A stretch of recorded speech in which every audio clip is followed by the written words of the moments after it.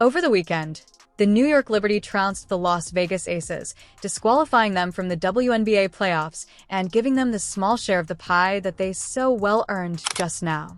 Caitlin Clark stole MVP honors from A.O. Wilson in order to exact revenge. Let me clarify that she didn't show up when Las Vegas most needed their so-called MVP to be on the field defeated. You know, have you watched O.A. Wilson play in the playoffs in the final of a game that must be won 2 points? Probably not, since no one is watching now, but compare that to Caitlin Clark, who turned her team from losers to contenders while out there dishing out assists like LeBron. However, I'm being rude to Caitlin because I've been in that take a seat before. I've been there before. I sincerely hope they kill her. Let's examine how the league is evolving as a result of competition, but this is where the interesting part begins to surface. If you remember the Wilson commercial where he claimed that not everyone is destined for success, you'll be surprised to hear how that is coming back to get her. Wilson appears to have received the full amount of retribution from the basketball gods. I know you're wondering what the real story is here. Is Wilson experiencing this once, or are we seeing a change in the guard? And amid all of this, what role does Clark play? I promise there's much more to this than meets the eye, and we'll cover all the important facts shortly. It's crazy. Everything began with the previous season when in the WNBA Finals, the Las Vegas Aces defeated the New York Liberty, and in her press conference following the game, Kelsey Plum said this: even if they are a team in her opinion, they are not a team. They may be excellent players individually, but they have no regard for one another, and it was evident when Breanna Stewart, a player for the New York Liberty, was questioned about the emotional element of this series shortly after the victory on Sunday, and this is what she said today: I approached the game with the intention of winning for my and her father. I have receipts for the things that were said. She stated everyone on the team does your after the juicy specifics. What say you about this? Let's analyze it. Nevertheless, A.A. Wilson's postseason performance was not only lackluster, but it was also disparaging and lacked any positive vibes that would cause fans to turn against one of the league's finest players. Picture this: one of the NBA's greatest talents. There is definitely animosity between these teams. It seems like the Liberty has always taken the high road, though I'm not sure who started it, and the Aces were the ones who are constantly trying to push those buttons. Then, in a pivotal postseason game, A.A. Wilson takes the court. She is known for controlling games and leading her team to victory, so the stakes are high. What happened next was just 10 rebounds, 5 blocks, and 19 points. That's right, 19 points in a game that needs to be won. Although Wilson's opinions were misrepresented in memes and comments on social media, I will contend that the Aces should go ahead and take on the persona of the NBA's villain team, because they will face harsh criticism from opposition fans and critics if they don't continue to win. One commenter brought up the irony that this is their first loss and that winning isn't for everyone, which must have hurt. But let's look at the wider picture. Is Wilson making a mistake here, or are we seeing something more? After all, your skill and effort aren't wasted on one poor performance.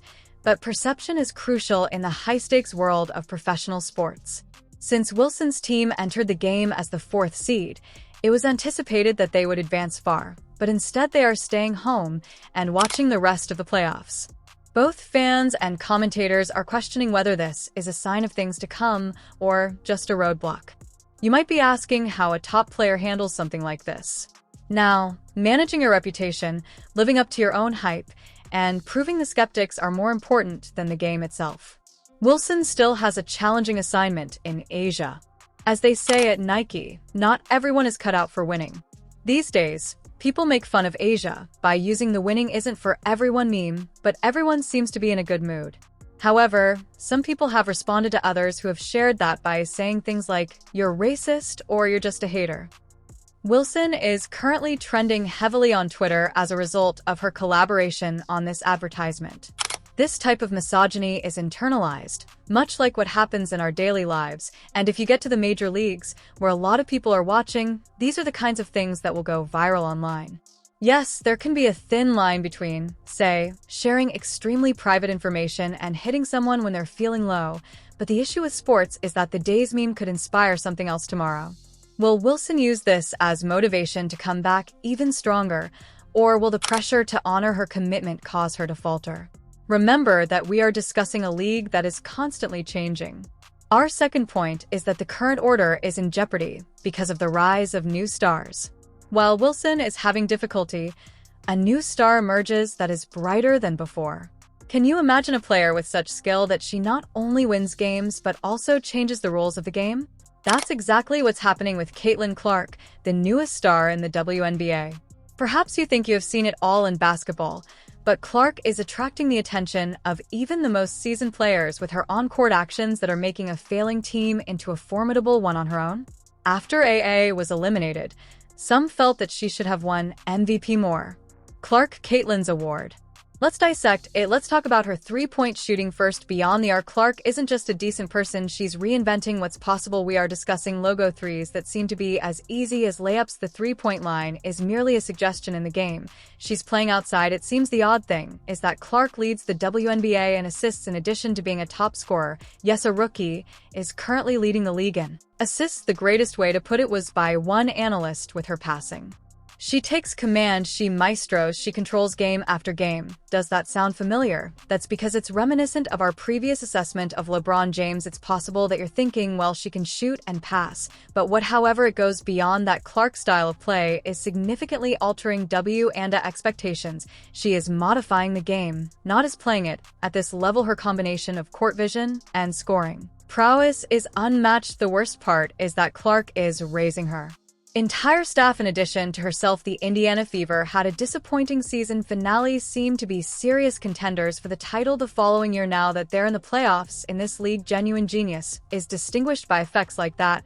But let's be real for a second, Clark's passion for every game, not only his stats or victories, is what really counts. When Clark was playing, it seemed like anything could happen, and this is what's really changing the game. Her fans are excited to see what she does next.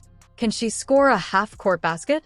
Will she be able to pass through three defenders in an unthinkable way? Clark is more than just an amazing player. She steals the show.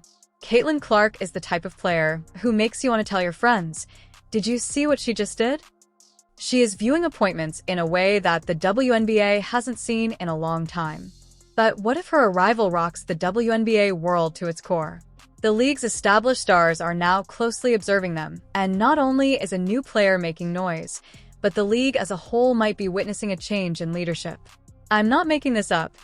Caitlin Clark is suddenly pushing A'ja Wilson to win this league's MVP award. I have never seen anyone control a game like Caitlin Clark does, which is why she is starting to promote A'ja as the best player in the league.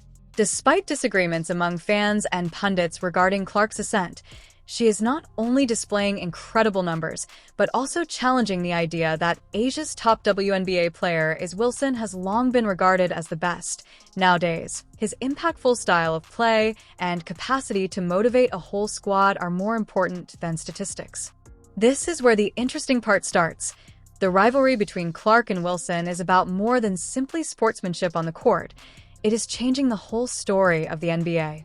Suddenly, there are stories that will appeal to both casual and diehard basketball fans. The media is covering the league more and more, and social media is giving it the attention it has long deserved. As a result, every highlight and hot take has gone viral. So, what is the big picture? The Clark-Wilson rivalry is about more than just who is a better player. Being a WNBA star now means more than just winning games and scoring points. It all comes down to your play style, your capacity for handling pressure, and your interactions with fans. As this rivalry develops, are we seeing not just a dispute between two individuals, but also the growth of the entire league? Wilson has long served as the league's face, but Clark is challenging that. It's not just on the court, it's also evident in advertisements, social media, and every discussion about women's basketball. You might be wondering how this will impact the WNBA.